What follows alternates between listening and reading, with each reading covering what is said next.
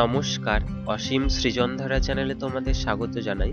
এই কাজটা করছি, এটা আমার এক দাদার বইয়ের আলমারিতে করা কাজ। আর ওই দাদা যেহেতু শান্তিনিকেতনে থাকে, তো আমাকে বলেছিল শান্তিনিকেতনের স্টাইলে কোনো আলপনা বা ডিজাইন করে দেওয়ার জন্য। তো আলমারির কাঠটা 2 ইঞ্চি মতো চওড়া।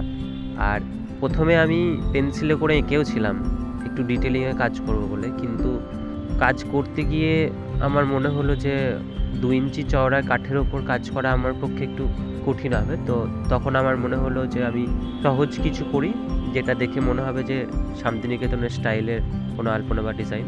তো তারপরে আমার মনে হলো যে জিওমেট্রিক শেপ দিয়ে কিছু করা যেতে পারে। তার জন্য আমি ত্রিভুজ নিয়ে তার ভেতরে দাগ দিয়ে এইভাবে করলাম কাজটা। আর এই কাজটা পুরোটা হয়ে গেলে এটার একটা শর্ট ভিডিও আমি এই চ্যানেলে আপলোড করব, তোমরা দেখো। এভাবেই আমার পাশে থেকো। তোমাদেরকে অসংখ্য ধন্যবাদ।